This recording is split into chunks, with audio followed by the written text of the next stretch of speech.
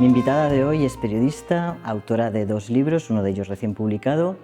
El primero llevaba por título Los parques de atracciones también cierran, y el segundo, que acaba de publicar, se titula Orfidal y Caballero. Y de sí misma dice que nació tarde cuando nadie la esperaba. Ella es Ángeles Caballero, alias La Chiquitita. Bienvenida. ¿Qué tal? Muchas gracias. Qué bonita presentación y recordarme que siempre seré la chiquitita. Sí, ¿no? Sí. Nadie te esperaba, Ángeles, No, dices. No. Nadie me esperaba. Era ese momento, esa España y esa familia en la que nació la hija mayor a los 9 meses y un día, y ya parecía que no había más, y de repente llegué yo. Y nadie me esperaba, y he de decir que cuando recibieron la noticia, especialmente la embarazada, Sí. No le hizo demasiada gracia, pero luego me hizo saber que mereció la pena, pero también me recordaba que le hice pasar un nefasto embarazo y que empezar otra vez de cero ya con una hija preadolescente no fue fácil. Me hace gracia porque luego te dijo que había valido la pena, y yo pienso en mi madre, y mi madre muchas veces a día de hoy me dice, yo si volviese a poder tener la opción, no tendría hijos. Ya. Y yo digo, bueno, lo puedo entender, ¿no? Pero a lo mejor no me lo debes decir. pero hay que digerirlo. Sí. Oye, dices en tu libro que no estabas acostumbrada a coger el toro por los cuernos, y yo leyéndote pensaba, pues que el toro era súper bravo. Sí. Bueno, pero es verdad que precisamente por ser la más pequeña de la familia, tanto por parte de padre como por parte de madre, era una persona hiperprotegida y sobreprotegida. Creo que más que hiperprotegida, sobreprotegida, y eso implicaba que yo vivía en una burbuja en la que todo lo que sucedía alrededor estaba rodeado de silencios y de complicidad de las miradas para que a mí no se me comunicara nada, ¿no? Esa sensación de parecer que eres una persona, eres una especie de jarrón o de un objeto exótico al que nada debe perturbar. Pero claro, es verdad que cuando vienen las grietas vienen todas de una vez. Claro. Con lo cual, claro, yo no estaba acostumbrada ni a tomar decisiones, no tenía que hacer ningún tipo de cambio de rol. Entonces, bueno, pues claro, pues es que el toro era bravo, o los toros eran bravos, Sí. Me atrevo a decir, porque eran varios, pero claro, de repente pasas a tener que decidir, y cuando miras alrededor no los puedes prácticamente consensuar con nadie. Claro. Tienes que apostar un poco por tus circunstancias y el contexto en el que estás, y también tirar un poco de intuición y una especie de sensación de kamikaze, es que como hay que decidirlo, a ver si hay suerte, ¿no? A ver si hay suerte. Claro. Yo, antes de ir a la entrevista así más profunda, te voy a hacer una batería de preguntas. Venga. ¿Vale? Entonces, las respuestas pues cortas, Venga. rápidas, y si alguna no quieres contestar, me dices paso palabra o lo que quieras, ¿vale? Venga, dale. ¿Lista? Lista. ¿El machismo se cura con terapia o con lanzallamas? Con las dos cosas. Imagina que puedes pasar una noche con Tom Cruise, pero tienes que imaginarlo, ¿eh? Sí. ¿A qué dedicas el tiempo? Pues tal y como está ahora Tom Cruise, lo que le haría es una entrevista. Hace 20, 30 años te habría dicho que Sí. un buen sexo, pero hoy al menos intentarlo. Pero hoy una entrevista. Hoy una entrevista, mandarlo a terapia también. Una manía que te dé vergüenza reconocer. Una manía, no me da vergüenza reconocer, pero sí que es una manía que pienso, el punto de neurosis que tengo es que tengo que ya echar yo el suavizante de la lavadora. O sea, no puedo permitir que otros lo hagan por mí. Entonces me cuesta mucho delegar, pero con eso siempre cuando intuyo que hay que echarlo, empiezo a merodear y me tengo que sujetar. Entonces me da mucha vergüenza porque revela un montón de taras, pero ese momento lo reconozco. Ante una decepción amorosa, ¿te dices que el tipo salió rana o te preguntas qué hiciste mal? Pues bueno, decepción amorosa he tenido una. Entonces no puedo andar comparando, pero el tipo salió muy rana. ¿Cuál es tu vicio favorito, pero que todavía no piensas dejar? Pues a ver, vicio, la información del corazón me encanta y la devoro y me parece fundamental para entender el mundo. Y en los últimos tiempos, y es algo que creo que compartimos muchas mujeres por lo que he podido ver, incluso por noticias que he podido tal, un afán feroz por saber de true crime, donde creo que también en los comportamientos humanos también denota un montón de cosas. Sí. Entonces me encanta y estoy entregada a esas causas. Sí, aquí somos varios, ¿verdad? Sí, Estamos ahí con el true crime. ¿La tristeza se pasa llorando o con una playlist de Jurado? Pues yo creo que como la tristeza es una palabra muy grande y que a veces conlleva duelos muy hondos, da tiempo un poco de todo. Yo reivindico mucho llorar porque soy muy llorona, o sea, me emociono con un montón de cosas y hasta en momentos en los que no se presupone tal, a mí se me saltan las lágrimas con mucha facilidad y me encanta y no tengo ningún problema en llorar en público además. Pero una canción de La Jurado te remonta a muchos abismos. Sí, más que Aute. Sí, queremos mucho a Aute, pero donde esté con las alas al viento, yo que me perdonen. Sí. O La gata sobre el tejado de la... Sí, de Rocío Dúrcal. De Rocío Dúrcal. Sí. Eso me encantaba. ¿Con el desayuno prefieres el ABC o El País? He preferido siempre El País, pero en mi casa estaba el ABC, con lo cual hecho doblete. Muy bien. He hecho doblete. ¿El orfidal se chupa, se traga o se reza? Pues yo te diría que a veces se chupa y a veces se traga. A veces se chupa cuando es una digestión del orfidal a fuego lento y a veces se traga porque tú misma sientes que vas a implosionar. Sí. Y entonces tiene que empezar a hacer efecto cuando antes. Claro. Pero si se puede paladear, si es que se puede paladear un comprimido, a veces también es necesario. ¿Los secretos en el matrimonio ayudan o todo lo contrario? Yo estoy a favor de tener secretos y no creo para nada esto de que con el otro hay que contarle absolutamente todo y hay que ser un libro abierto. Igual que creo que hoy precisamente lo hablaba con Aimar Bretos, que lo repetimos mucho, creo que la hipocresía, la cobardía y los silencios contribuyen a la democracia.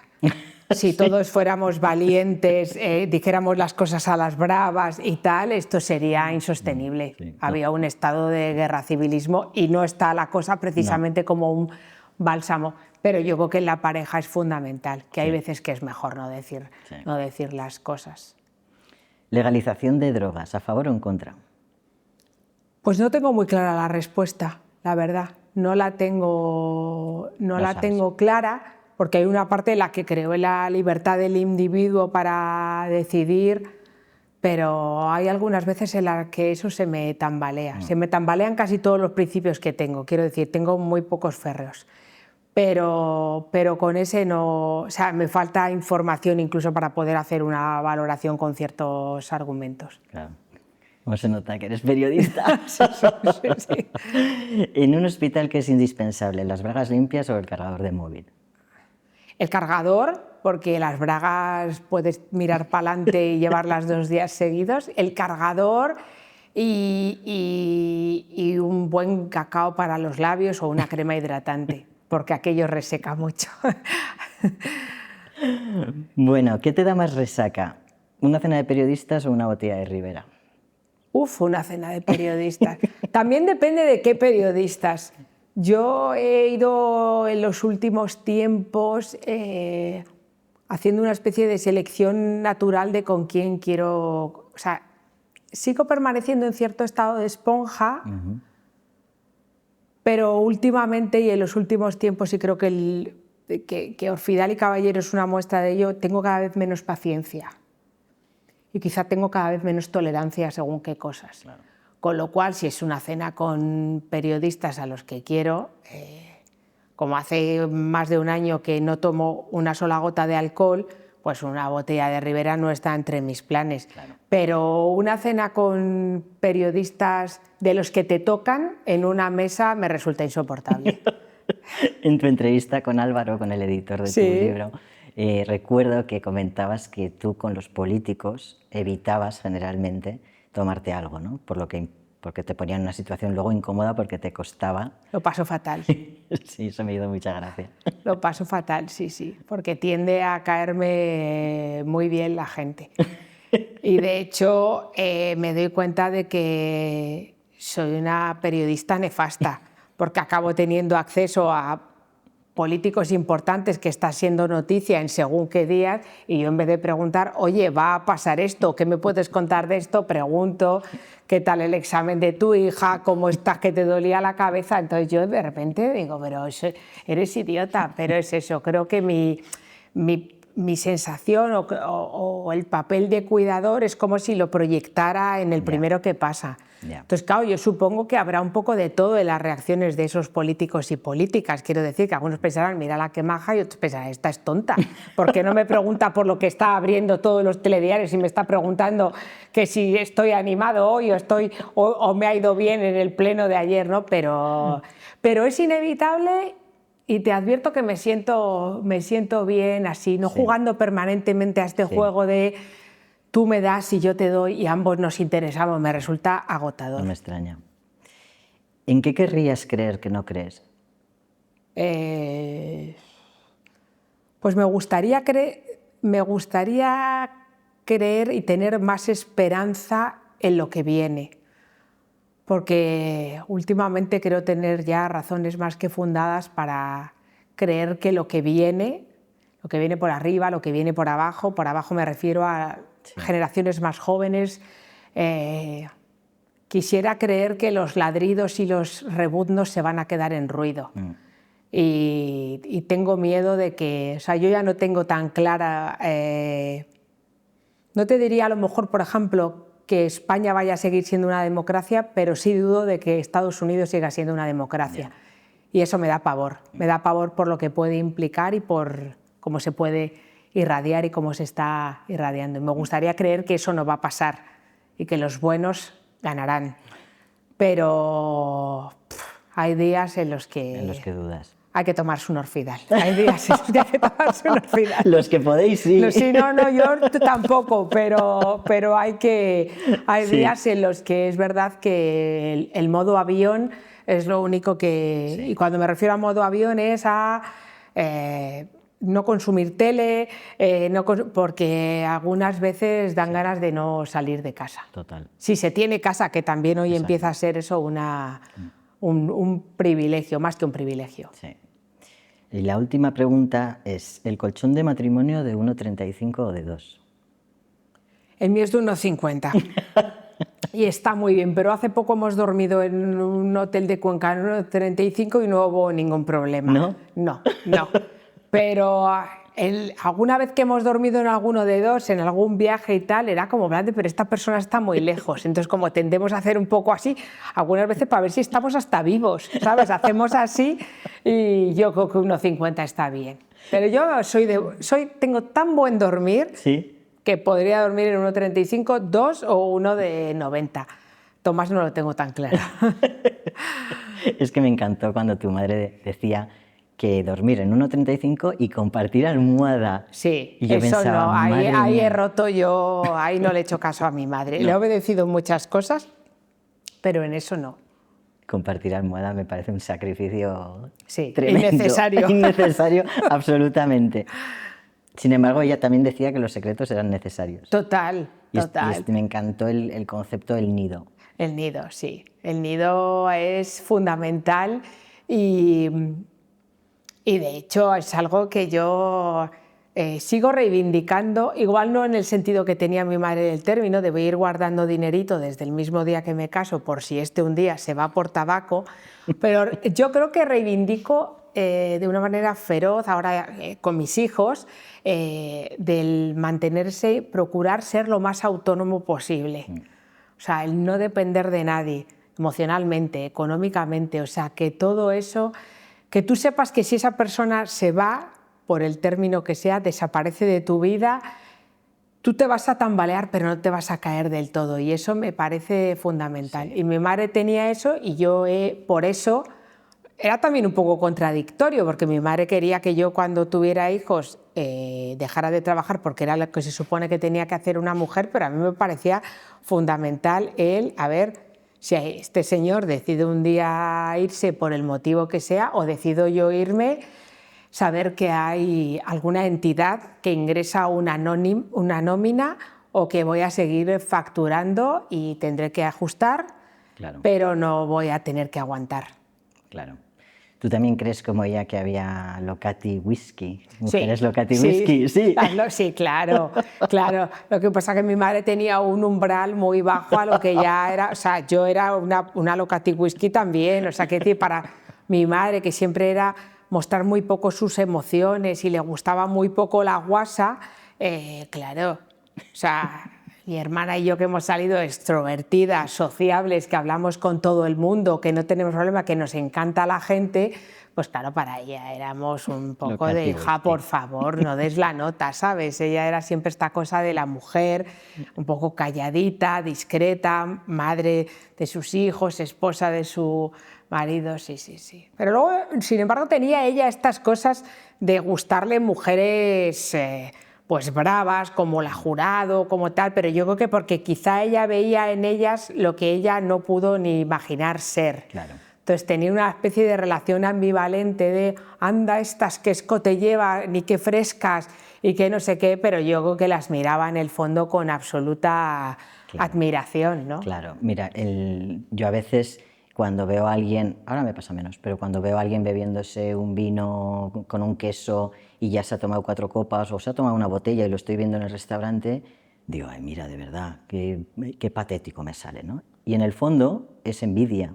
O sea, claro, yo llevo sin beber 18 años y a mí el alcohol no sabría decirte si me gustaba, la realidad es que era un alcohólico. Entonces me veo a mí mismo diciendo, qué horror, qué asco de tío, pero en el fondo hay una cosa, en mi caso no es admiración, como si pasaba en tu madre con ellas, pero sí es una cosa de envidia, ¿sabes? Ya. De él puede hacerlo y yo no.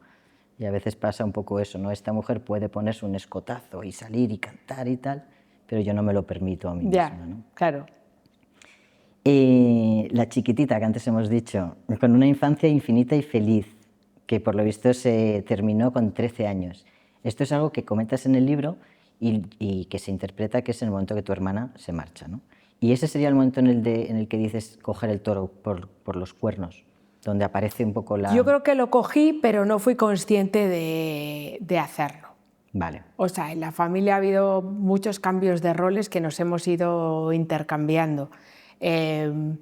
Cuando mi hermana se fue, yo dejé de ser una hija de mis padres para convertirme en una especie de nieta, porque claro, de repente se quedaban con una niña de 13, la de 28 voló, y como te digo, una niña tan protegida, o sea, yo ahora lo comparo con mi marido, que tenemos la misma edad, y a sus 15 él estaba haciendo unas cosas y yo prácticamente seguía con muñecas y haciendo mucha vida con mis padres.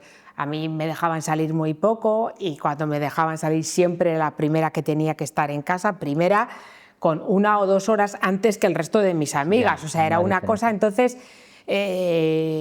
yo lo vi a posteriori y me di cuenta de que pues aquellas lágrimas y aquella ausencia que pesaba, pues yo tenía que remontar aquello. Entonces era una especie de nieta y una especie de animadora sociocultural que tenía que ver... Y por supuesto era una persona en la que no podía permitirme fallar. Vale. O sea, yo había tenido muy buenas notas siempre, no había dado problemas, pero entonces era un auténtico pavor a ver, aquí esto...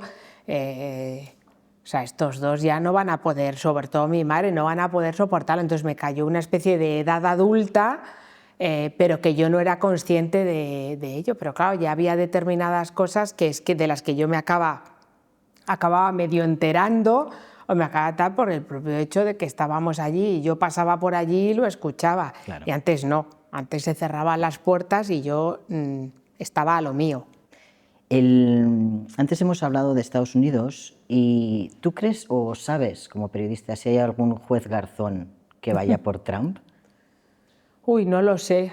No lo sé y iba a decirte que por un lado me encantaría saberlo, pero me genera... Es que lo que está pasando en un país como Estados Unidos, que yo creo que para una generación como la mía, que voy a cumplir en enero 50 años, Estados Unidos, y yo creo que el mero hecho, antes que citabas tú a Tom Cruise, el mero hecho de una película como Top Gun forma parte del imaginario de una generación de españoles y supongo que europeos en los que parecerse a Estados Unidos era como querer ser top model, ¿no? Total. Querer ser mucho más alta, mucho más guapa y mucho más inalcanzable de lo que eres, ¿no? Entonces, claro, una generación en Estados Unidos donde era, por supuesto, la sacrosanta democracia, los padres fundadores, libertades, la separación de poderes, los más molones, los de las mejores universidades, unos campus alucinantes donde se podía llegar a conseguir ese sueño americano de hacer una carrera sin tener que tirar de supuestos enchufes, contactos, apellidos compuestos, toda esa cosa que sigue tan arraigada aquí, pues hemos visto que se nos ha desmoronado, y no con este Trump. Creo que es una cosa que se viene degradando desde hace muchos años, pero es como esta cosa de no querer verlo, ¿no? Sí. De esto no me está pasando a mí, le está pasando a otros, ¿no? Y yo ahora veo los telediarios y no doy... Estoy en ese punto en el que no doy crédito. Sí, yo creo. Otras cosas me irritan profundamente y pego gritos a la pantalla. O sea, me veo a mí, me visualizo a mí misma y lo veo, y ha sido esta mañana concretamente, y más cosas que en las que grito a la tele. Pero cuando veo lo de Trump no dejo de creer a veces que estoy en una simulación. Sí. Me pasa con Trump y con Milei. Tanta casualidad. Yo no la creo, me pasa con ellos dos, lo miro y no doy crédito, pero es verdad que hay que dar crédito porque hay que estar con los pies muy agarraditos al suelo. ¿Viste el encuentro entre Trump y bueno, varias personas de las tecnológicas? Estaba, ¿no?, el de Meta, estaban varios. Y la sensación que yo tuve cuando lo vi fue, claro, fue de coger los móviles, ¿no?, de Apple, y decir, o sea, basta ya, es que de alguna manera podremos seguir incorporados en un mundo renunciando a determinados productos de consumo, ¿no? Porque las ganas van hacia allá, ¿no? De decir, bueno, voy a prescindir de estos productos para ser coherente y yo poder descansar y dormir tranquilo, ¿no? No con este sentimiento de culpa. Pero la verdad que no lo sé si vamos a poder funcionar con producto alternativo. Me refiero a Apple, me refiero a cualquier tipo de tecnológica que no está cumpliendo con los derechos humanos, los derechos de los trabajadores, y que está haciendo un alarde con un señor como Trump a esos niveles, ¿no?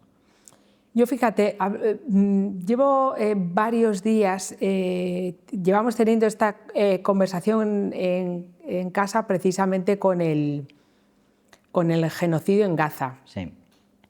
¿Hasta qué punto la actuación de un individuo puede tener algún tipo de impacto a la hora de consumir, en la toma de decisiones, todo esto? Y claro, cuando convives con adolescentes, los que están cargados de emociones y cargados de utopías, ellos son del todo o nada. Claro.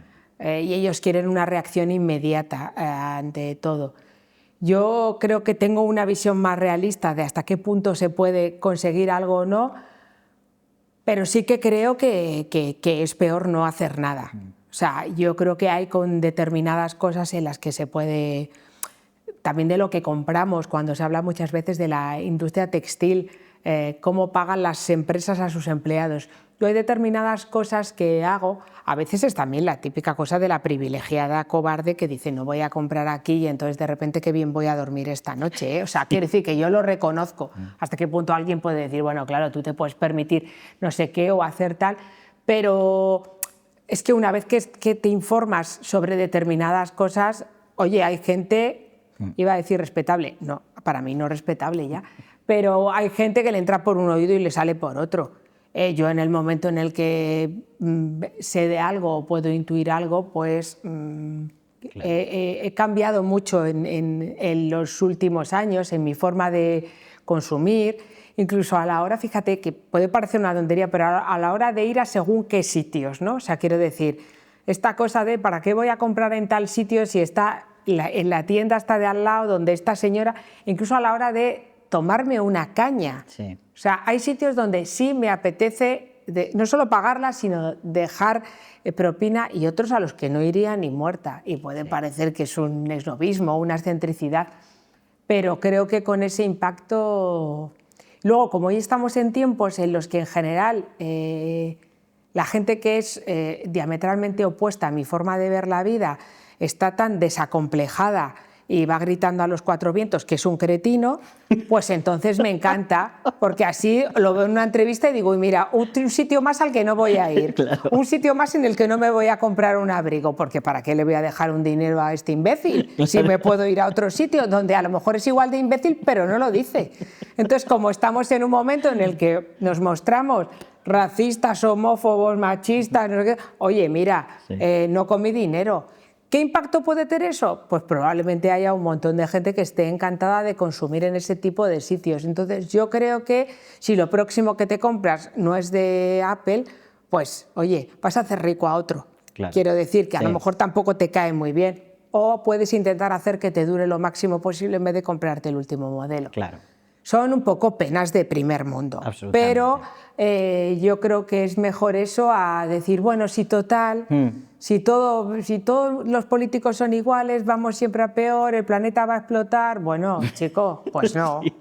Ya que no nos podemos tomar una copa, pues vamos por lo menos a darnos una alegría. Te digo una cosa, yo no descarto cuando sea ya muy viejo, y lo siento, ama, aquí tomarme una copa cuando tenga 90 años. Ah, bueno. Eres tú el que lo ha dicho, yo te doy la bendición.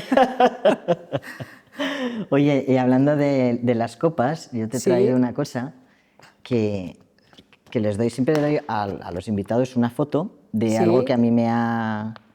Bueno, de algo que está relacionado con ellos, ¿no? Sí. Y a ti te he traído esta. No sé si reconoces el lugar.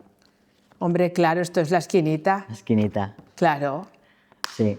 Es que hablas de la esquinita en el libro, ¿no? En varios momentos, que es un espacio casi como que te sientes como relajada, es tu momento, ¿no? Como de oasis, y hablas creo que es del vino blanco, puede ser que sea el vino blanco. Y hay un momento en el libro que dices algo, esa te la quedas. Ay, gracias. Sí, dices algo que a mí me llama mucho la atención, en los parques de atracciones también cierran, dices, era el Getafe de entonces, más pueblo que ciudad de periferia, lleno de casas bajas, de suelos empedrados, de chismes y motes, donde el médico, el notario y el cura eran recibidores del máximo respeto, donde el baile, la parroquia y el bar eran los lugares de encuentro. Claro, y yo pienso, ha cambiado todo menos el bar como lugar de encuentro. El bar sigue siendo el lugar de encuentro para la mayoría de la gente, ¿no? Sí. El bar sigue siendo un lugar profundamente, yo creo que hasta bastante democrático. Quiero decir, puedes ir a un bar donde esté en una zona muy cara de cualquier ciudad, donde la cerveza, el refresco, lo que te tomes esté a un precio muy alto, y quizá oigas hablar de cosas diferentes a las de un barrio más humilde y más modesto, pero al final todo el mundo va a lo mismo, va o a evadirse o a celebrar. Entonces ahí, en según qué cosas, celebramos y evadimos, yo me atrevería a decir, en casi todos los distritos postales lo mismo. Te quieres evadir de una mala racha de trabajo, o porque no tienes trabajo, o te han echado del trabajo, un mal de amores, un problema de salud. O sea, al final da igual, ¿no? Por eso creo que el bar sigue siendo un sitio donde uno entra y no le juzgan, ¿no? En una parroquia entras y si te confiesas estás haciendo un ejercicio de sacarte las sombras de dentro, ¿no? Y en el baile uno se evade, y si puede evitar hablar, evita hablar, ¿no? Pero en el bar ahí se crea un poco de comunión. Sí. Tú que has dejado de beber, que ahora ya llevas año y pico, ¿no? Que no estás bebiendo, ¿te sientes, cuando estás en un bar, ¿Sientes algo distinto? ¿Te sientes más fuera de la dinámica? Pues fíjate que es que el dejar de beber, esto va a ser tremendamente frívolo, ya te aviso, ha hecho que abandone los bares, o sea, ya no voy a bares, pero por una sensación, por eso te decía lo de absoluta frivolidad, que es que la primera reacción que tuve cuando dejé de tomar alcohol, que no me consideraba una adicta, con lo cual no fue, ay Dios mío, cómo me está costando, sueño con botellas de vino y tal, pero fue que perdí 2 kilos.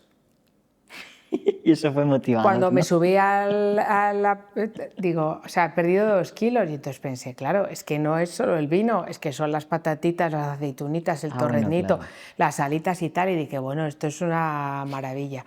De hecho, luego que estuve hablando con un médico especializado en temas de alcohol, estuvimos hablando de que en Irlanda, si no me equivoco, a partir del año 2026, en las botellas de alcohol, igual que aquí te ponen lo de fumar mata, van a poner una etiqueta a las botellas de alcohol, pero no diciendo que beber mata, sino que las consecuencias de beber alcohol en tu organismo, y la primera es que engordas. Ay, eso no sabía. O sea, como si esa fuera la prioridad a la hora, o sea, que decir, lo cual denota también qué curioso es nuestro organismo, que en vez de pensar, bueno, mi hígado, te quiero mucho hígado, mi corazón, mi tal, en lo que primero que piensas es, ay, qué bien que me he quitado 2 kilitos, así sin esfuerzo alguno. Entonces he dejado de ir a bares, porque claro, aunque me tome un refresco sin calorías, me voy a balanzar a las patatas y al torrezno. Entonces he dejado de ir a bares. También es cierto que he dejado de ir a bares, sobre todo en Madrid, porque ahora no puedo soportar a esos desacomplejados que dan voces. Entonces... O sea, no sé, que es que igual la rara soy yo, pero quiero decir, yo no entro en un bar y acabo proclamando según qué cosas. Entonces esta gente está pegando voces pensando que todos opinamos exactamente igual. Entonces yo digo, o sea, me estoy gastando el dinero por aguantar aquí a José Ramón, que está rompiendo todos los principios en los que yo creo.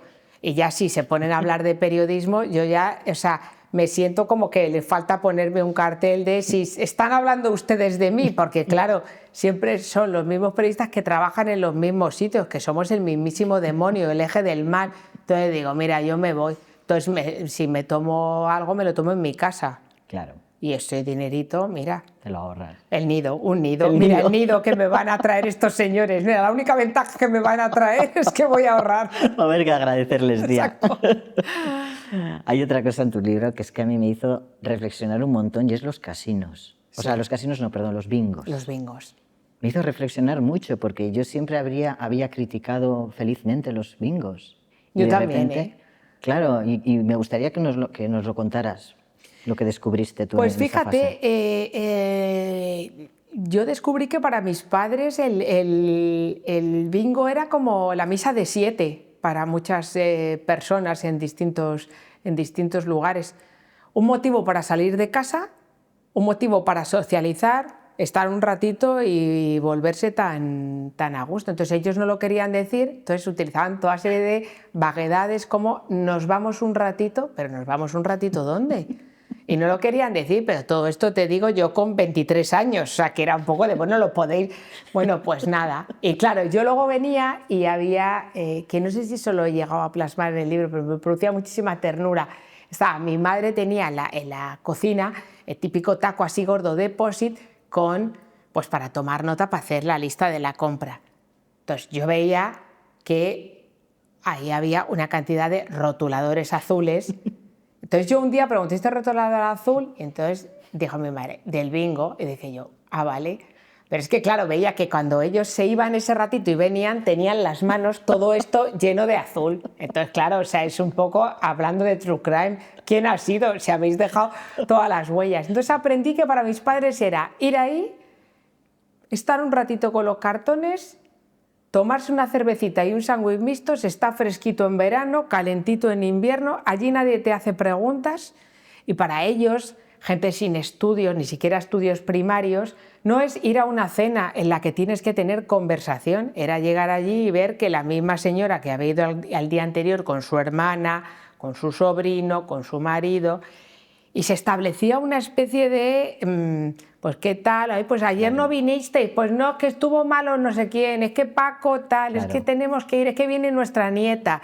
Y para ellos era una manera de nos vamos ahí, uy, pues hoy hemos... Entonces, claro, también se notaba si habían ganado algún día un cartoncillo o una cosa no tal, que de repente mi madre venía y me daba como si me estuviera dando una papelina, me daba 20 euros o 20 tal, me decía, toma, y esto, como plan de acallar. Y yo decía, pues oye, bendito sea Dios, pero es verdad que el tema bingueo, sí. Y luego tengo amigos de mi edad y más jóvenes que yo que reivindican mucho el bingo como un lugar al que acudir siempre que lleves, claro, pues imagínate, me voy a gastar 20 euros y de ahí no paso, porque claro, tiene también esa parte de que tú vas, te vienes arriba, ahora que me acabo de leer las memorias de Bárbara Rey, claro, la primera vez que fue esa mujer que llegó allí y le tocó algo, la efervescencia, la adrenalina, los sonidos, los tal, y esa mujer midiendo 1,80 y siendo Bárbara Rey, con las piernas de Bárbara Rey, pues claro, o sea, que puede de repente ante un gesto supuestamente inocente, puede acabar muy mal. Sí. Pero el bingo, claro, yo tengo ese recuerdo, pero fíjate, jamás les dije ¿cómo vais al bingo? Pues yo sé que vais al bingo. Yo sabía que ellos iban al bingo, pero si ellos no lo querían decir, hicimos un ejercicio de enorme respeto, de ellos quieren ir, vienen todas las noches a casa, yo no estoy sola, pues de vez en cuando me llevo 20 euros, pues ni tan mal. O sea que no, pero sí, sí. Sí, sí. ¿Te parece que hablemos de tu madre? Hombre, claro. Sí. De la Juli, dices, Sí. era una mujer maravillosa y manipuladora, un Total. personaje de novela plagada de obsesiones. Yo soy muy manipuladora también, o sea que no puedo criticar esa parte de ella. Soy una chantajista profesional. Es un personaje, claro, para mí personaje, porque no la conozco, realmente súper atractivo, ¿no? De tu libro. Sí. Pero me imagino que la complejidad también debía ser tela marinera. Total. Sí, yo la verdad es que con este libro, y lo he dicho muchas veces, pero son de esas cosas que no me canso, la verdad, de decirlas, he tenido unos padres maravillosos, pero profundamente desiguales, y que aún así tuvieron una historia de amor de las de... Cuando dicen, eso solo es en las películas, bueno, en las películas y mis padres. Pero es verdad que mi padre era una persona capaz de conquistarte a los 2 minutos. Sí. Muy simpático, muy dicharachero, muy bajito, muy guasón, que se reía de sus propios complejos, que entonces tenía ahí, y no era tanto porque fuera ni engreído ni nada de eso, yo creo que él llevaba sus pretensiones por dentro, pero prefería camuflarlo con la risa y con el humor. Pero mi madre era una mujer antipática, era una mujer miedosa, prejuiciosa, súper severa, que no te pasaba una, con muchos complejos, mucho rencor por no haber podido estudiar, por no haber podido hacer muchas cosas.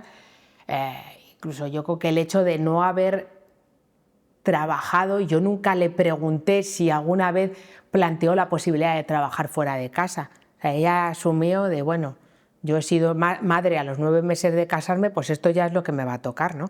Freír filetes y llevar niños al parque. Y claro, es una persona... Yo, de hecho, es una de las cosas que me acuerdo siempre del colegio, de que todas mis amigas, yo iba a un colegio solo de chicas, todas mis amigas eran, ¡ay, tu padre, qué mono, tal! Con mi madre nunca había comentario, había silencio. Además, mi madre era de las que regañaba si nos portábamos mal en un cumpleaños, no tal. Y claro, entonces, claro, mi padre molaba, pero es que mi madre molaba también. Yeah. Entonces yo quería un poco homenajear que dentro de esa complejidad ha sido... O sea, es decir, el 50% de lo que soy le pertenece a ella, claro. Con lo cual a mí me parecía profundamente injusto que quedara, hasta para nuestra propia historia familiar, como ay, el abuelo Manolo, qué maravilla y tal, bueno, y luego la abuela Juli, no. La abuela Juli era mucha abuela Juli también. Claro. Me gustaría que me contaras de Jordi Pujol. Bueno. ¿Y tu madre? Sí, mi madre recibía la rosa por el día de Sant Jordi con la firma de Jordi Pujol y claro, ella nació en Hospitalet de Llobregat porque le pilló a mi abuela de parto mientras huía a Francia. Entonces, claro, mi tío Gregorio, que todavía vive, el hermano mayor, que también huía de la mano de mi abuela cuando iban para Francia en ese momento, cuando quería tocar las narices le decía rémula catalana. Entonces mi madre cogió una animadversión, que desde aquí pido disculpas a todo el pueblo catalán, porque tenía una animadversión a Cataluña como tal, y además, claro, mi padre con su WhatsApp de habla un poquito en catalán, o sea, y, que decir, mi madre no es consciente de su paso por Cataluña porque, que decir, mi abuela parió y en cuanto salió, que yo no sé ni dónde parió, ¿sabes? Que es que tampoco creo que pariera en el 38 en un hospital y viniera una matrona simpaticísima a colocárselo en el pecho, o sea, salió echando chispas. Pero claro, cuando le llegaba la rosa, la verdad es que nos reíamos un poco. Jolín, fíjate Jordi Pujol, qué cariñoso contigo, y se ponía... Bueno, de vez en cuando sí que bromeaba mi padre, que era simpatizante del... No diría forofo, pero era simpatizante del Madrid, y siempre le mosqueaba de, pues a ver si gana el Barça, pues a ver si se quita. Pero esto, mi madre tenía del Barça lo que yo de, en fin, Albano Kosovar, no sé, nada. Pero sí, lo de Jordi Pujol de vez en cuando lo utilizaba para cabrearse, de vez en cuando, pues mira, Jordi me manda una rosa. Depende, manipuladora. Claro. ¿Y el ruido con la boca que hacía tu madre y que haces tú? Sí. ¿Me lo haces? Hacía así, algo parecido así, que era su manera de no hacer así porque, claro, vale. no se podía. Vale. Por eso tampoco decía coño, sino era coña. Claro. O sea, todo era una merodear, pero nunca adentrarse. Y los eufemismos, ¿no? Que también tú haces mención. Los eufemismos, sí. Lo de ir al médico y decirlo, me ha visto lo de arriba y lo de abajo. ¿De qué se ha muerto? De lo de todos. Y entonces todos, que sepáis que según mi madre, todos vamos a morir de cáncer y no hay posibilidad de otra catástrofe. O sea, es solamente esa enfermedad, en todas sus múltiples variantes. Porque además le decías, ¿pero de qué? Ah, yo qué sé, pues ya sabes. Ya sabes. Y entonces, bueno, ella era eso, los eufemismos para no verbalizar. Claro. ¿No? ¿Tú crees que te escondes tú también detrás de los eufemismos o del humor? Porque del humor veo que tienes mucho sentido del humor. No sé hasta dónde te escondes y hasta dónde no. Pues mira, el humor es un perfecto maquillaje para las inseguridades. Y para cuando no tienes algo muy claro. Entonces eso neutraliza, o sea, cuando tengo dudas, especialmente también cuando estoy trabajando, ¿no? Y he visto que es algo que se cuela muy bien en las rendijas de, creo que todas las disciplinas del periodismo. O sea, cuando estoy hablando en televisión tengo 20 segundos y me preguntan por algo y no tengo mucha idea o digo, Dios mío, no me ha dado tiempo a tener una opinión sobre esto que acaba de suceder. Hombre, no te digo que estoy permanentemente haciendo el moñas, pero es verdad que eso me sirve un poco para parecer que he dicho algo cuando a lo mejor no he dicho nada. Ya. En la radio también pasa un poco lo mismo. Y en prensa, sobre todo lo utilizo cuando escribo porque si hay algo que me produce pavor es la solemnidad y la cosa esta autorreferencial de intentar demostrar lo listos que somos, lo mucho que leemos y que siempre hay que poner cosas muy eruditas. Entonces, como yo reivindico la ligereza, pues entonces pues si metes un poco de humor, sí, estás bajando. Y luego me hace gracia porque ese tipo de detalles luego es lo que te celebra la gente en privado. Ah, vale. Entonces a mí eso me encanta. O sea, eso de que haya gente que te escriba a alguien además a quien tú tienes una profunda admiración o algún colega, algún tal, que te diga que se ha partido por esta referencia, pero que sabes que jamás lo va a poner en público y sabes que jamás lo pondría en uno de sus artículos, uno de sus libros, uno de tal. Entonces eso me gusta. Pero claro, pero lo que el humor no camufla, y lo he decidido aparte, sobre todo desde que escribí este libro, es llamarle a las cosas por su nombre. O sea, uno tiene cáncer y va a hacerse una colonoscopia o una mamografía. Quiero decir, uno no va ahí arriba, abajo, al centro. No, uno va y de hecho yo creo que ponerle nombre a las cosas sana mucho. Y ponerle nombre a las cosas no necesariamente en tiempo real, sino recordar cosas que te han pasado de a mí me pasó esto. Y ponerle nombre y decirlo, o sea, decirlo creo que te hace que te sientas menos sola. Sí, aunque sientas una profunda vergüenza en el momento, porque la vergüenza siempre suele irnos como el alcoholismo, ¿no? Decir que uno es alcohólico da mucha vergüenza, ¿no? En el capítulo que explicas de tu madre, hablas de la vergüenza, hablas de la culpa y hablas en un momento del rencor también, ¿no? ¿Todo eso está curado ya?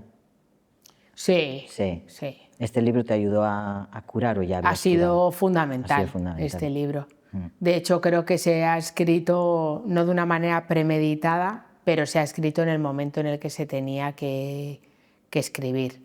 Si lo hubiera escrito antes, con las heridas más recientes, me habría salido un poco más lorquiano, en el sentido de mucho más tremendo y con mucho más peso y mucho más grave, ¿no?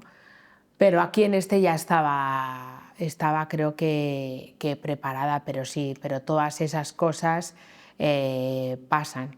Y de hecho creo que una de las cosas más bonitas que pasan con este libro es que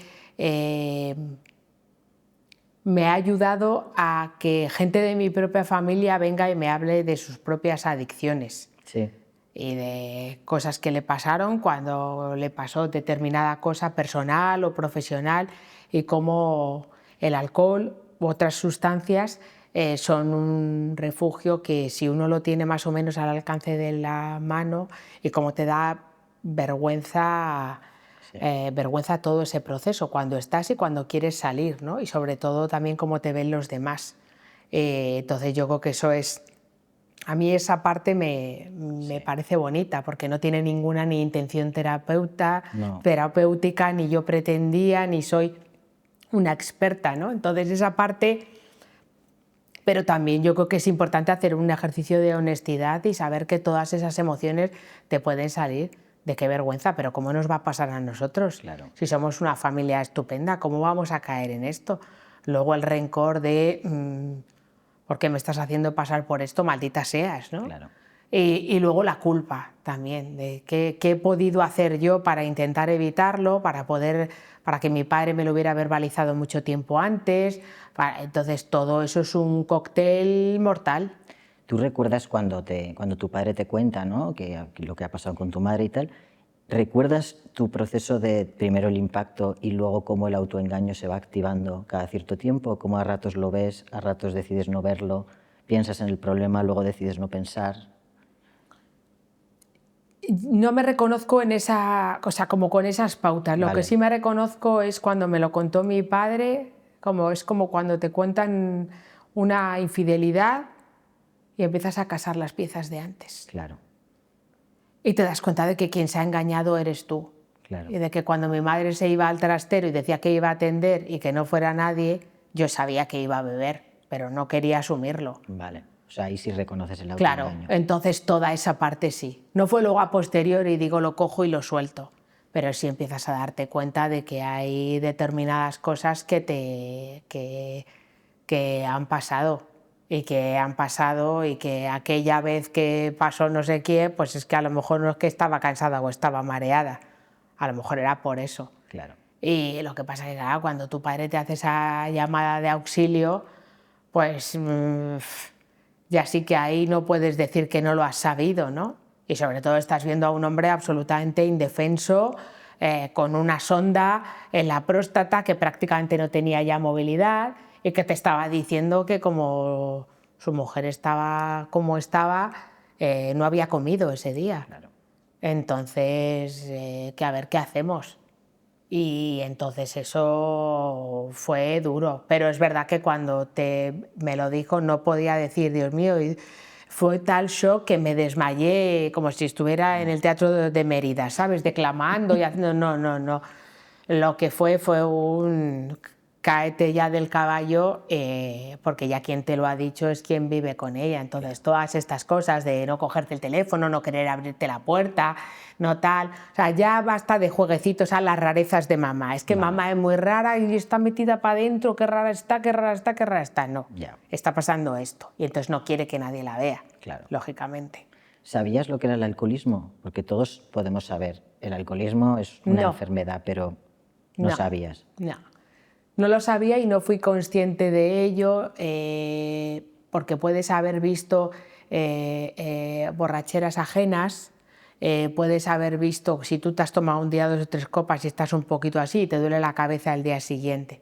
Pero fui consciente de la cantidad de letras y todo lo que implica el alcoholismo la noche en que mi madre tuvo el síndrome de abstinencia y los delirios. Ahí es cuando dije, esto no es una resaca salvaje ni es un tal, esto es una especie de exorcismo. Sí. Entonces, ahí viste la enfermedad. Sí. Fíjate que yo no era consciente de eso, ¿eh? O sea, me pasé toda la noche recibiendo insultos, que me quería pegar, que me decía de todo, que me tal, y yo ahí aguantando como si fuera un saco de boxeo, uno y otro tal. Claro, cuando llegó el médico, me dijo, ¿qué tal? Y yo le dije, ¿qué ha pasado esto? Pero yo como, deme usted una explicación de qué es esto. Y me dijo, pues ha sido el síndrome de abstinencia de tu madre que te lo has comido entero. Claro. Y dije, vale, pues nada, pues vamos a ver si no lo pasamos más veces. Exacto. Y si no lo pasa nadie más. Entonces, digamos que ahí fue donde yo tomé conciencia de lo que era. Claro. Sí, en recuperación, en desintoxicación, cuando yo estuve, se hablaba mucho, o sea, la gente quitaba hierro al alcohol, ¿no? Muchas veces había mujeres que llegaban con 70 años, yo tuve compañeras con 70, 75 años que venían por alcoholismo muy deterioradas y quitando, claro, quitando hierro, porque al final el alcohol está donde, ¿no? Donde está. Oye, y yo siempre pensaba que no se iban a poder recuperar porque no había recorrido suficiente, ¿no? Y sin embargo se recuperaban. Se recuperaban y entonces había una parte de su personalidad que cambiaba mucho. Y ellas nos decían, es que esta personalidad yo ya la tenía hace 40 años, aunque no estuviese bebiendo de manera constante, ¿no? Y yo a veces me pregunto si mujeres, como pasaba con tu madre, ese carácter que tú describes al principio sobre, ¿no? Pues es que era antipática. Me pregunto cuánto de eso estaba motivado ya por una enfermedad de adicción que no se manifestaba todavía con un consumo constante. ¿Sabes? Pues no lo sé, supongo que al final somos todos un poco también hijos de nuestro tiempo y mi madre siempre bromeaba mucho con que mi abuela tenía muchísimo aguante y ella también, y mi padre, como una vez se tomó una copa de champán celebrando, no sé si en una Nochevieja tal, y le sentó fatal, pues que decir, mi padre bebía poco y tenía muy poco aguante, entonces para ella era un poco en plan de, ay, este qué flojo es, sí. Pues ya bebo yo por los dos, ¿no? Pero no sé hasta qué punto tal, lo que sí iba a decir he aprendido, no he aprendido, me lo desveló, que también lo cuento en el libro, me lo desveló Manuel Vilas, al final, o sea, el consumo más o menos constante, a veces diario y a veces no, se subió por las nubes en cuanto a mi padre. Ya nos dijeron que el cáncer era terminal y que no había posibilidad de cura. Y ella vio lo que se asomaba, que era estar viuda y de la persona de la que había dependido emocionalmente, económicamente, y ante la soledad decidió refugiarse en eso.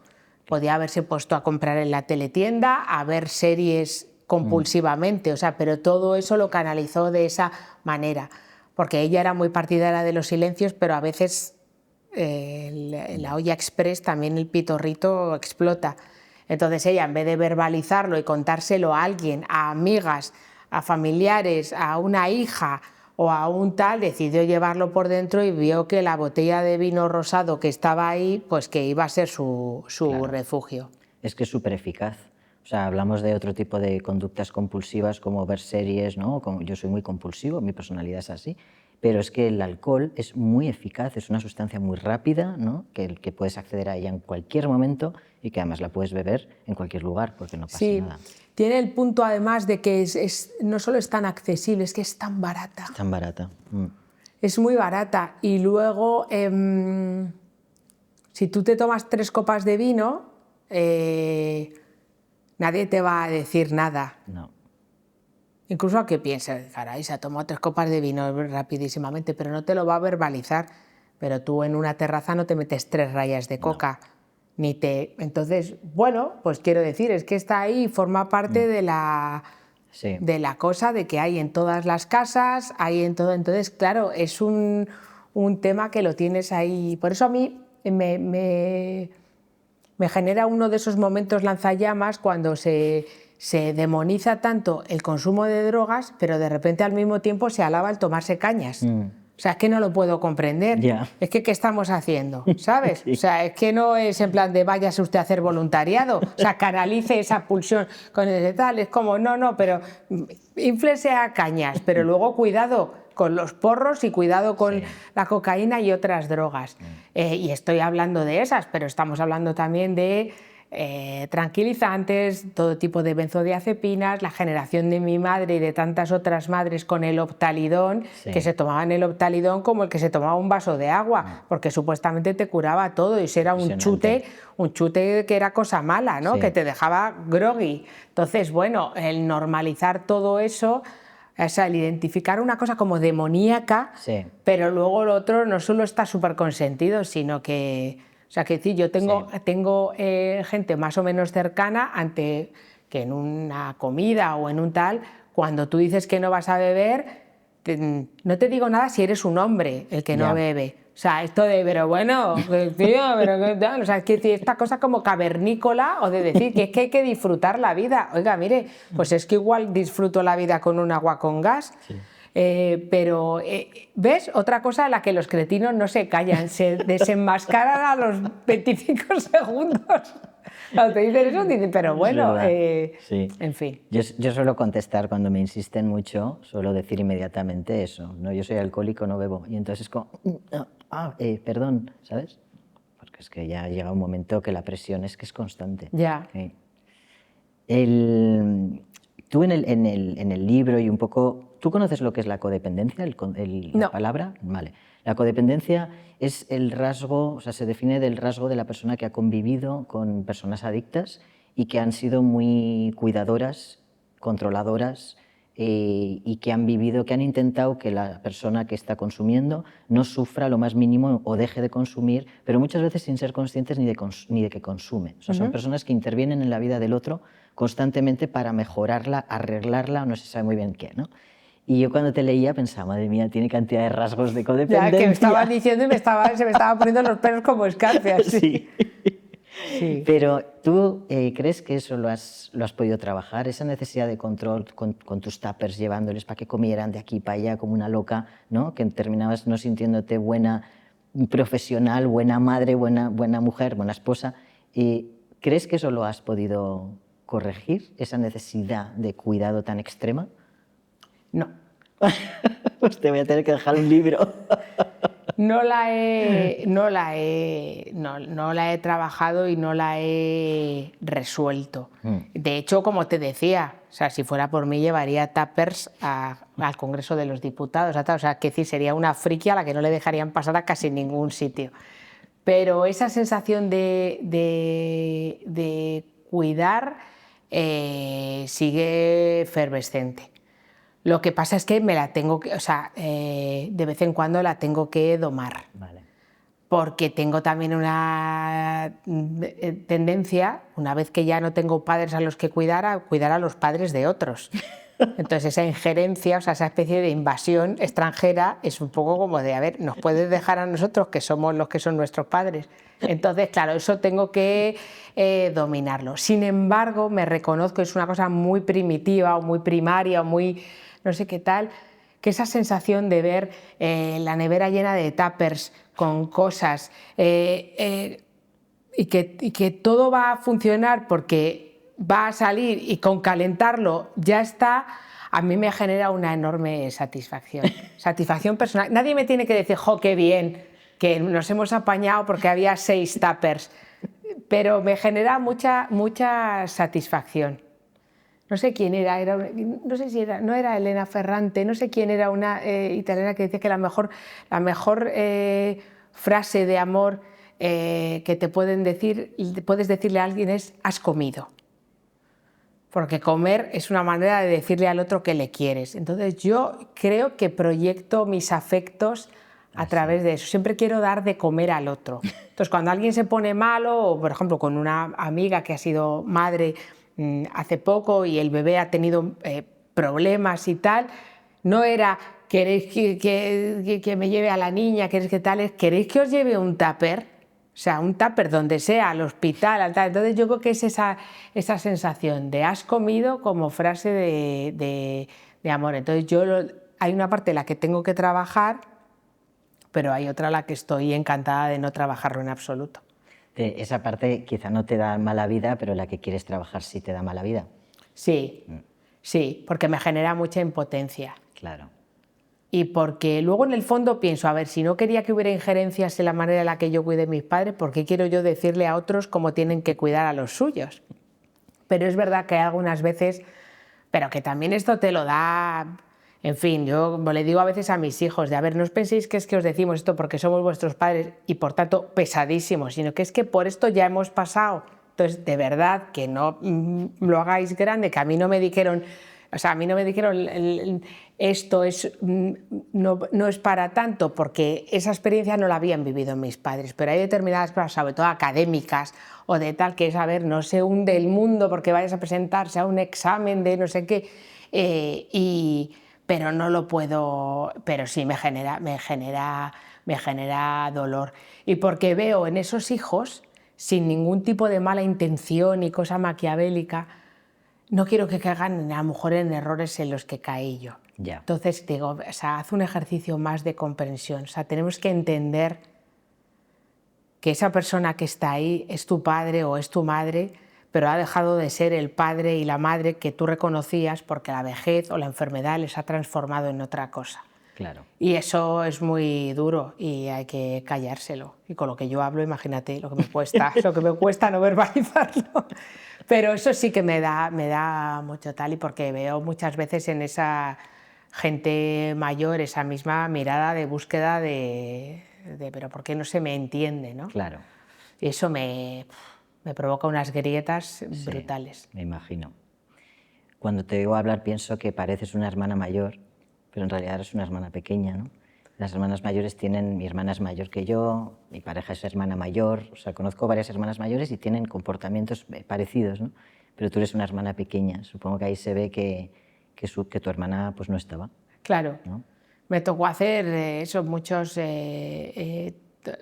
tocar muchos palos, ¿no? Y bueno, pues con la toma de decisiones, como te decía antes, ¿no? Es bueno, voy a tener que asumir esto porque la que está aquí soy yo y mi Tetris es el que tiene que funcionar. Claro. Entonces, o sea, pero casi por una mera cuestión de cortoplacismo, ¿sabes? De, a ver, yo tengo que seguir trabajando, o sea, aquí vivo con 3 personas, 2 niños y un adulto, o sea, que no puedo darle a un botón de pausa, de voy a volver en un tiempo, esperad. No, entonces, bueno, ese Tetris tenía que funcionar, y sobre todo eran un montón de decisiones y un montón de decisiones urgentes, porque las decisiones que se tienen con el cuidado de los padres siempre tienden a retrasarse, y cuando hay que tomarlas ya es porque ha habido una desgracia, ha habido una caída, ha habido un problemón, ha habido una enfermedad, un ingreso o algo que ha pasado. Entonces ya es como cuando te dicen, esta persona ya no puede vivir sola en casa, tú no has preparado nada. Igual que cuando tienes un hijo, tienes preparado no sé cuántas semanas antes ya la maletita y tienes ahí todo y todo lo que se tiene que poner y te lo han dicho 20 veces lo que tienes que llevar y ya tienes localizado una estructura y un protocolo de crisis.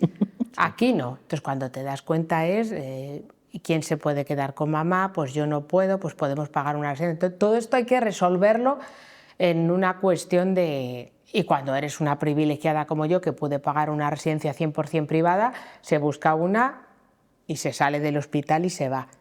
Pero yo también me he dado cuenta escribiendo este libro de lo fácil que es tener una cuenta bancaria saneada con esto y de que se cuida mucho mejor y se duerme mucho mejor cuando no tienes esas cosas que plantearte, porque cuidar siempre conlleva renuncias. Sí. Pero hay hogares donde las renuncias son mucho mayores.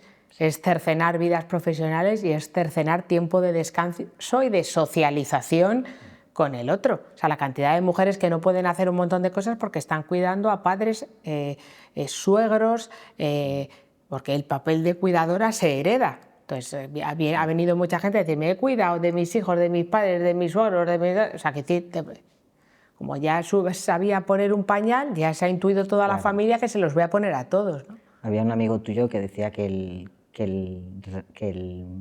relleno del sándwich era lo mejor, ¿no? Sí, mi amigo Mariano. Mi amigo Mariano, Sí. que de hecho nombras a muchas amigas. Sí. Y yo pensaba, esta mujer quiere un montón a sus amigas, Sí, a sus amigos. sí. Y decía eso. Y claro, ¿a ti te gustaría que tus hijos cuando sean mayores te cuiden como cuidaste tú? Podría hacer el ejercicio de mi madre, de yo no quiero ser una carga y una losa, a mí que me lleven, a mí qué tal, pero yo soy súper intensa y súper cansina, con lo cual yo voy a querer que estén presentes, pero no sé qué será de mí. Me encantaría poder tenerlo todo como preparado y tener ya un sitio donde me quiero ir y que no llegue hecha trizas, sino que más o menos pueda tener un proceso gradual de tal. Pero luego no sé, yo luego creo que es algo inherente y es mejor no hacerse trampas. Ya. O sea, a mí luego me va a costar salir de la casa en la que viva desde entonces, no voy a querer que vengan extraños a cuidarme, ni a lavarme, ni a tal. O sea, yo sé que todo eso va a asomar. Sería estúpido decir, oye, qué mal, entonces como lo hicieron mis padres así, yo voy a hacerlo justo todo lo contrario. No. Lo único que sé es que antes de publicar el libro, cuando fallecieron mis padres, mi hija, que ahora tiene 18 años, pero que entonces era bastante más pequeña, le dijo a su hermano, así, pero como estamos tú y yo ahora así sentados, le dijo, oye, tú, si estás viviendo fuera de España, tú te vienes, cuando papá y mamá empiecen a hacer así un poco cosas raras. O sea, mi hija dio a entender, en plan de, yo esto no me lo voy a comer sola. O sea, quiero decir, aquí vamos en gananciales también, como si fuera un régimen de... Pero bueno, pero no sé qué será. Sí. Pero sí me gustaría que hicieran un poco ese ejercicio también de intentar entender que la mujer que soy hoy, cuando vaya pasando el tiempo, no te digo nada si tienes un deterioro cognitivo o tal, que no me pareceré en nada a la madre que soy ahora con todos mis defectos, ¿no? Y entonces que intenten ponerse en ese lugar porque no es fácil. Claro. Y si no tienes deterioro cognitivo, es cuando eres aún más consciente, ¿no? De esas miradas, esos silencios de los hijos, y eso es tremendamente duro. Claro. Estamos llegando al final y hay algo que también me llamó la atención, que fue el párroco Lucas, que te dijo, entregarse es gastarse. Y a mí es un aforismo que me encantó y que me hizo ir a esa palabra, entregarse, hace 200 años al diccionario, a ver cómo era hace 200 años y a ver cómo es ahora, ¿no? Y entonces se definía así, dedicarse enteramente a alguna cosa, emplearse en ella. Hoy dice dedicarse muy intensamente a alguien o a algo. O sea, aquí se ha incorporado como el elemento humano, ¿no? ¿Ha cambiado tu forma de entregarte después de la experiencia con tus padres?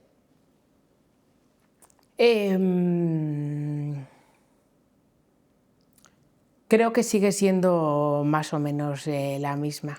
Conservo una cosa muy de mi madre, que mezclada con la de mi padre me deja exhausta, que es que a la gente a la que quiero entregarme de manera feroz, dure lo que dure esa entrega.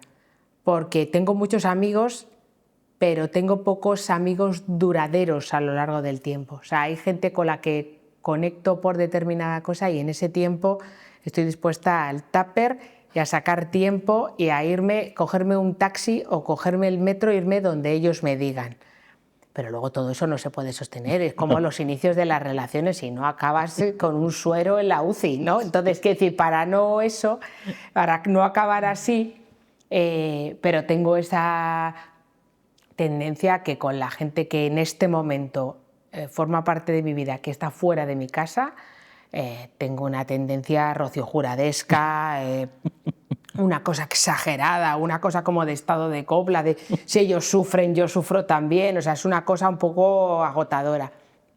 pero el tema está en que mi madre tenía un puñadito de apegos feroces, como el libro, y yo tengo muchos, entonces yo ando un poco como, vamos, como pollo sin cabeza. Exacto, ando loca, pero sí, pero yo sí que creo que es que me acuerdo además perfectamente de que fue un domingo en la misa de 7, que era invierno, y cuando dijo entregarse es gastarse, a mí me pareció como las 3 palabras, como lo de has comido, pues me pareció que alguien estaba definiendo perfectamente en aquel banco de la iglesia, de la capilla, lo que yo estaba en ese momento, que no sabía cómo denominarlo, y me pareció que lo denominaba. Pero sí.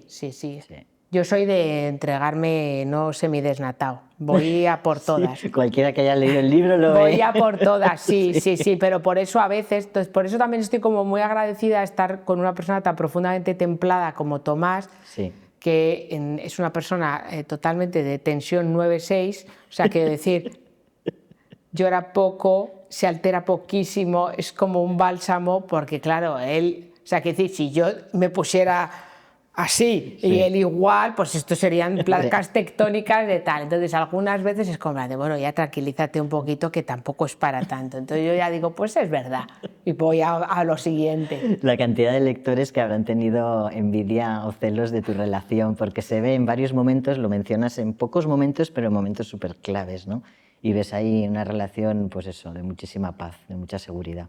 Sí, bueno, es que ha sido y es una parte fundamental. Pedro Ballín, mi editor, lo llama el cimiento pilotado, ¿no? Que es, yo no sé nada de arquitectura, pero parece ser que es el muro fundamental de cualquier construcción. El cimiento pilotado es, como su nombre indica, el que lo sostiene todo para que no se desmorone. Entonces, a Tomás le daría muchísima vergüenza que yo esté recordando que lo llamamos cimiento pilotado, pero es verdad que, fíjate, siempre se puede plantear en una relación, ¿no? O sea, que decir, hay como test de estrés, ¿no? Por los que uno pasa.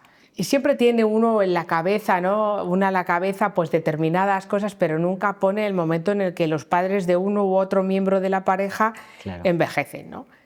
Entonces yo creo que ese fue un test de estrés al que nos sometimos sin habernos dado cuenta. O sea, siempre piensas que tener hijos, las mudanzas, un cambio de tal, no sé qué, o sea, hay cosas como que las puedes identificar con los dedos de una mano, pero con esto no. Y él sin ningún tipo, aparte eso de solemnidad, por eso también me gusta tanto, ¿no? Él que no, o sea, a veces dice cosas que digo, wow, es que esa frase es como muy... Pero no la ha dicho pensando, atención, 2 puntos, que voy a hablar, ¿no? Que se me ha ocurrido una frase genial.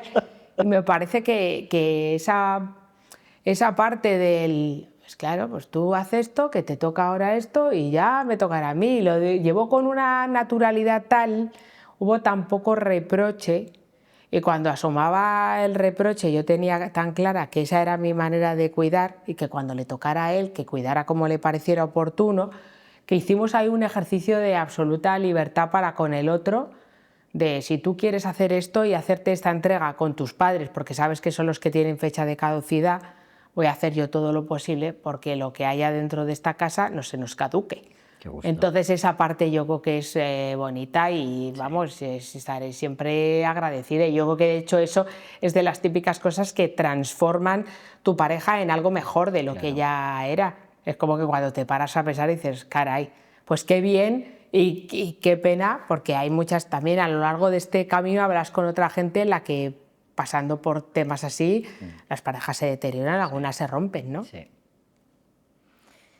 Bueno, pues ya estamos al final, y yo te quiero regalar un librito que escribió mi madre precisamente. Hombre, por favor. Para gente, son frases sin más, es una cosa súper sencilla, pero es para personas que han estado cerca de personas con adicción, ¿no? Personas que se entregan de esa manera tan brutal y que a veces se descuidan o se olvidan un poco de sí mismas. No voy a enseñarlo, nunca enseño los libros que regalo. Si alguien quiere saber lo que le he regalado, que me escriba por Instagram. ¡Ay, qué bonito! Y quiero leer, por último, un párrafo tuyo que me parece que es un homenaje brutal a ese tipo de mujeres que me encanta, que dice: hay un rincón en el paraíso para esa generación de mujeres, mujeres como mi madre, como su hermana, como otras de mis tías y otras tías del mundo, entregadas hasta el límite, a la casa, al marido, a los hijos, para las que nunca comes ni te abrigas lo suficiente, dramáticas, exageradas y sufrientes, disfrutonas hasta un punto, maniáticas y feroces.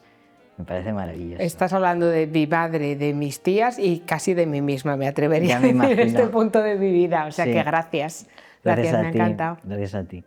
Bueno, y a vosotros, los espectadores del Yonki, quiero daros las gracias por haber estado este rato con Ángeles y conmigo. Espero que os hayáis reído tanto como me he reído yo.